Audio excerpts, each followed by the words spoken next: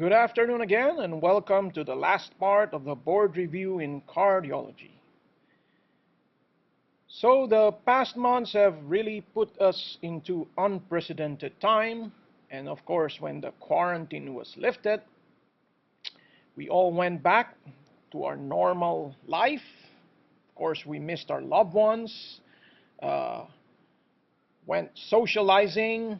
Of course, you have to be very careful because even in this time, you still have to practice infection control policies. All right? So now I injected topics on COVID, particularly because this could be an important topic that may be injected into your board exam. So just a few questions on the coronavirus disease. Okay? So the SARS-CoV-2 coronavirus, which is the causative agent for COVID-19 pandemic, has been shown to bind to which cardiac receptor? Is it A, beta-adrenergic 1 receptor? Is it B, your angiotensin receptor converting enzyme 2 receptor? And C, muscarinic receptor? Or D, your proprotein convertase subtilisin kexin 9 receptor, your PCSK9? So the answer here is letter B. It's your ACE2 receptor. In fact, that was one of the important issues early on, especially for hypertensive patients who develop coronavirus disease, which is related to this particular question.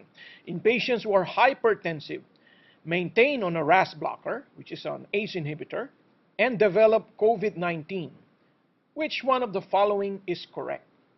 Letter A. ACE inhibitors have been shown to worsen outcomes and must be discontinued. Letter B, angiotensin receptor blockers have been shown to worsen outcomes and must be discontinued. Letter C, ACE inhibitors and ARBs must be shifted to another antihypertensive. Letter D, there is no evidence that ACE inhibitors and ARBs worsen outcomes in COVID-19. So this was one of the important early topics during this pandemic, wherein they initially thought that ACE inhibitors and ARBs supposedly worsen outcomes among these patients because your coronavirus particularly binds to your ACE2 receptor. But what we have now, as far as evidence is concerned, is that there is no evidence that these RAS blockers worsen outcomes among COVID-19 patients. So the answer here is D, and that is why you do not discontinue patients who are taking this particular antihypertensive regimen, right? So as far as COVID-19 and cardiovascular disease is concerned, cardiovascular comorbidities are common in patients with COVID-19 infection, especially those with severe ones. The presence of cardiovascular disease is in fact associated with increased mortality in this particular COVID-19 infections. And of course, your cardiovascular risk factors and disease correlate with increasing age. Looking at the cardiovascular consequences of this particular syndrome, you do have a lot patients, because of the entry of the SARS-CoV-2 coronavirus into the cell, it incites an inflammatory cascade consisting of thrombotic events, the cytokine storm, and this can lead to consequences like acute coronary syndrome, myocarditis, and heart failure. Of course, it can lead also to arrhythmia and sudden cardiac death. The thrombotic event can lead to pulmonary embolism as well as stroke. Okay, multiple choice question, which is also important, and this has particularly evolved through the months. Hydroxychloroquine, an anti-malarial drug used early during the pandemic to treat patients with COVID-19, has in fact been recently removed from the recommended treatment regimen because of lack of evidence of benefit and an increased evidence of which side effect. What is the answer? So the answer here is ventricular arrhythmia. In fact, this particular drug can notoriously increase or prolong your QT interval, and when combined with other drugs like your macrolides, can potentially precipitate torsade, or your ventricular arrhythmia. So You no longer give hydroxychloroquine as part of a treatment regimen for coronavirus. All right, let's move on with the last topic. Starting with this flashcard. Opening snap, diastolic rumbling murmur, presystolic accentuation. Name the lesion. Okay, this should be easy for you. This was included in the part 1 of the review. So this one pertains to mitral stenosis. All right, in relation to that, the most common cause of mitral stenosis in the Philippines is it's rheumatic heart disease.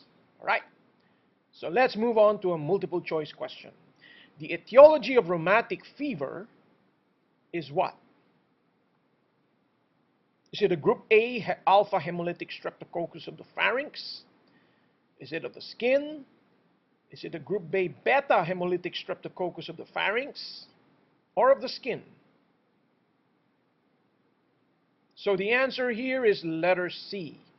Group A beta hemolytic streptococcus infection of the pharynx. All right? So rheumatic fever is caused by group A beta hemolytic streptococcus. And the only streptococcal infection associated with acute rheumatic fever is your pharyngitis. So your acute glomerulonephritis is not included as the association with acute rheumatic fever, right? So which one is a major Jones criteria for rheumatic fever? Is it A, arthralgia, B, prolonged PR interval, C, fever, D, subcutaneous nodules?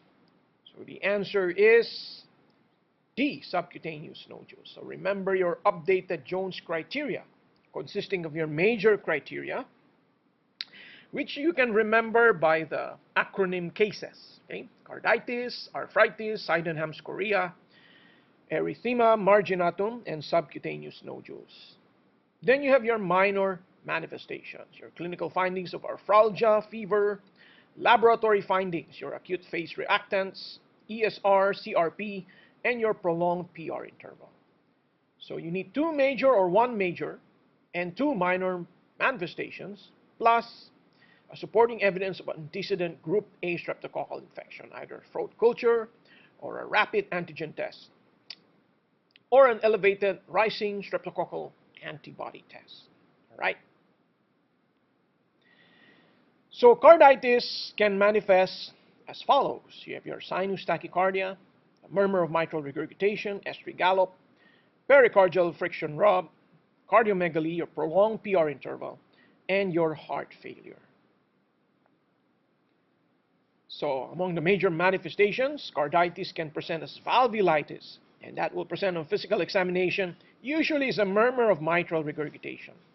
The myocarditis can be seen on ECG as changes in your ST segment and your T wave. And you can also present with cardiomegaly and manifestations of congestive heart failure. Pericarditis can present with chest pain, and on physical examination, you may hear a friction rub.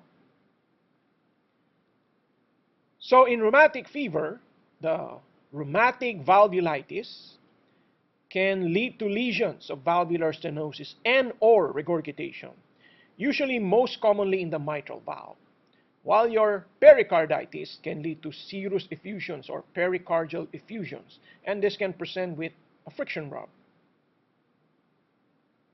Multiple choice.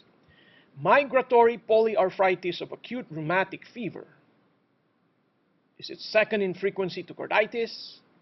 Usually symmetrical. Most commonly affects the phalangeal joints. Promptly relieved with aspirin. So the answer here is actually promptly relieved with aspirin. In fact, that's one of the characteristic clinical feature of the arthritis of acute rheumatic fever. Right? So this particular polyarthritis is most common, occurring in 75% of patients, involving the larger joints, usually the ankles, wrists, knees, and elbows. It's very painful, but it's not associated with any permanent deformity, and characteristically has a dramatic response to your aspirin therapy, your anti-inflammatory dose of your aspirin.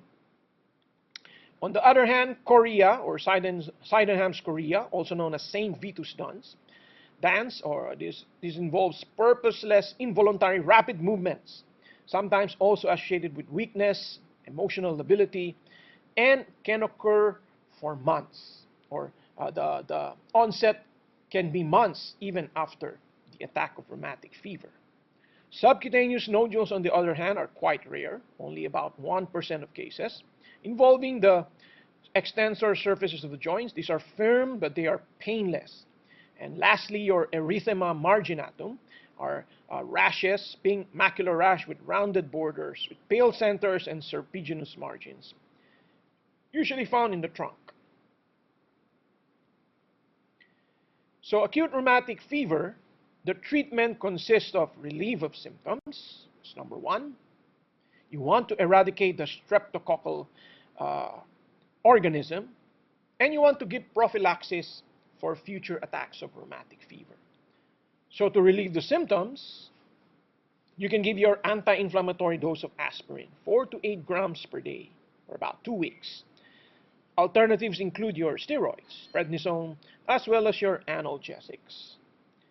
To eradicate the streptococcal organism, you have the following options. You can give oral penicillin V, 250 milligram every 6 hours, or 500 milligram TID for 10 days. You can give a single intramuscular injection of benzathine penicillin G, 1.2 million units, or you can give erythromycin if your patient is allergic to penicillin.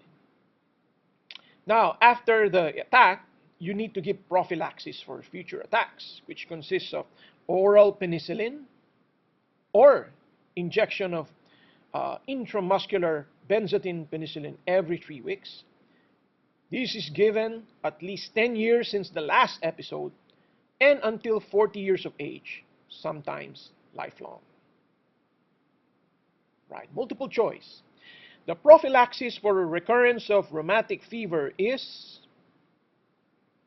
all right, so the answer here is benzathine penicillin IM every 3 to 4 weeks. Right? A 21-year-old male consulted at the outpatient department because of fever and joint swelling involving the knees, elbows, and his wrists. He had a history of sore throat 2 weeks ago. What is the most likely diagnosis? Is it A, post-streptococcal reactive arthritis, B, post-viral reactive arthritis, C, rheumatic fever, or D, acute viral illness? So the answer here is rheumatic fever, right? So you have to go clinically, look at the question. This patient had a history of sore throat 2 weeks ago. Okay, so that falls within the period of incubation to develop rheumatic fever. True regarding the clinical manifestations of acute rheumatic fever. A. Sydenham's chorea commonly occurs in the absence of other manifestations and is found mainly in males. B. Valvular damage is the hallmark of rheumatic carditis. C. Typical acute rheumatic fever joint involvement is migratory, moving from one joint to another over a period of hours. It almost always affects the smaller joints, and it is symmetric. D. Subcutaneous nodules occur as painless, small, mobile lumps beneath the skin, overlying bony prominences, the hands, feet, elbows, occiput, vertebrae, and they are early manifestations which disappear 2 to 3 weeks after the onset of the disease. So the correct answer is letter A. No?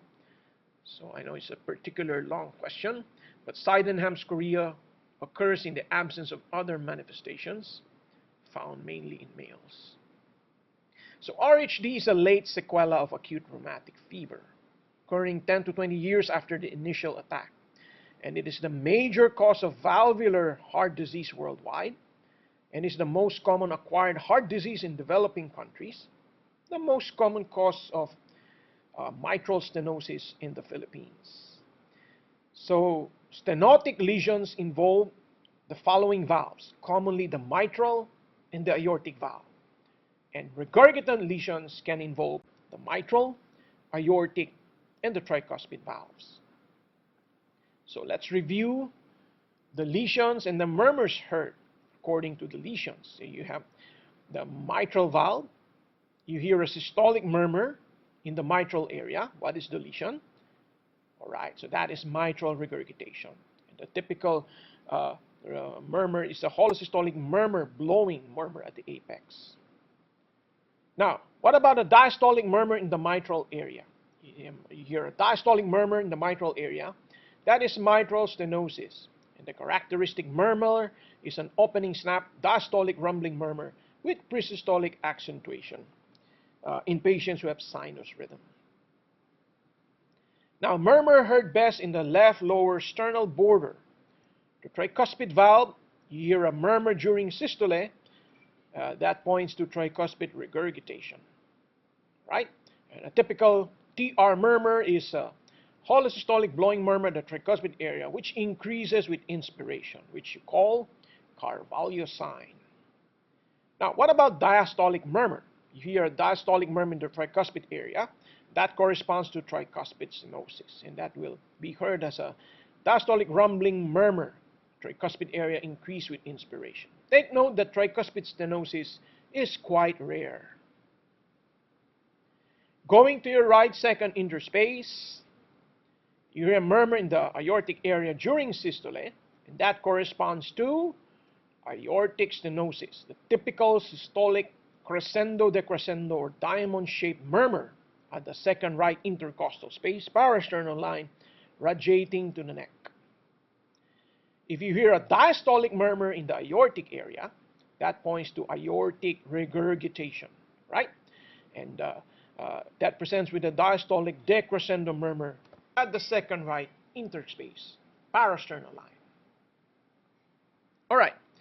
Finally, at the left second intercostal space, pulmonic area, a systolic murmur will point to pulmonic stenosis, which consists of a systolic harsh crescendo-decrescendo murmur at that area, while a diastolic murmur points to pulmonic regurgitation. The diastolic decrescendo murmur in the pulmonic area, which you see in pulmonary regurgitation.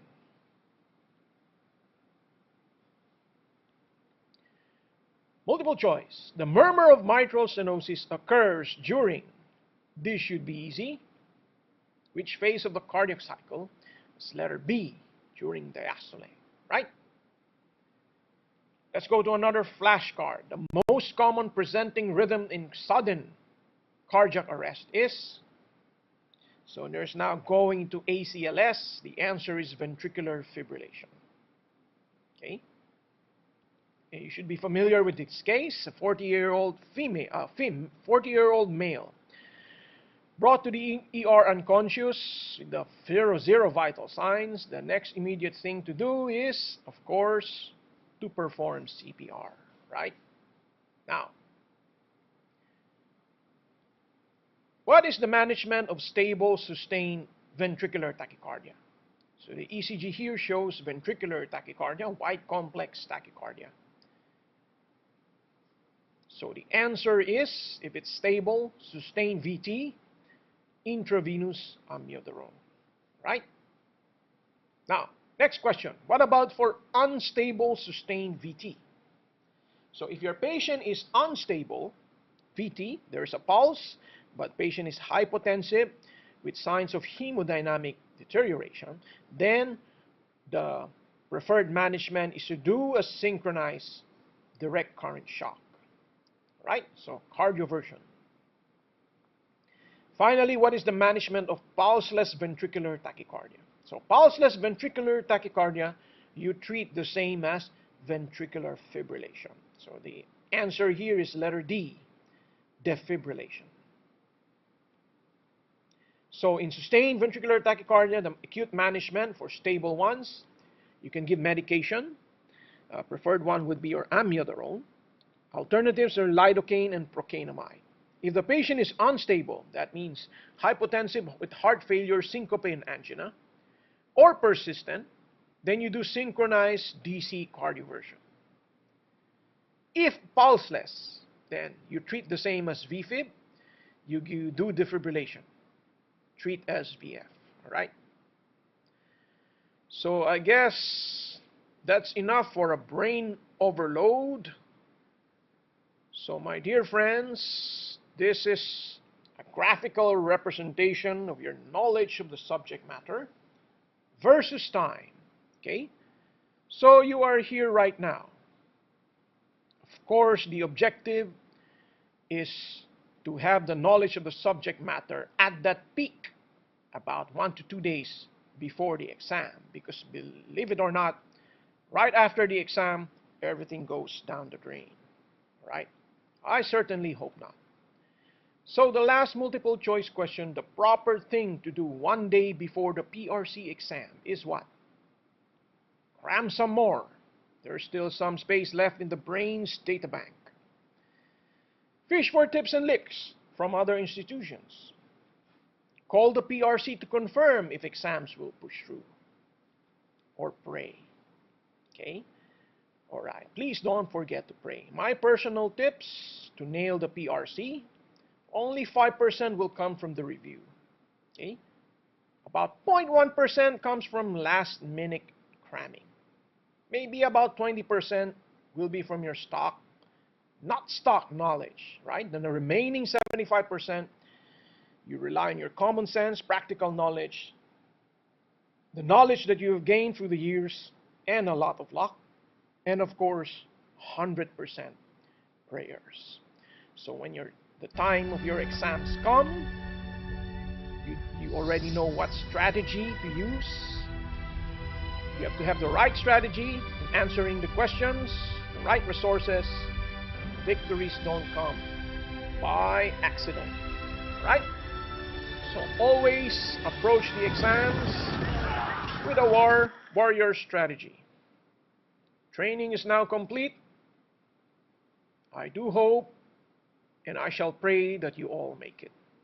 Good luck. Thank you very much for your attention.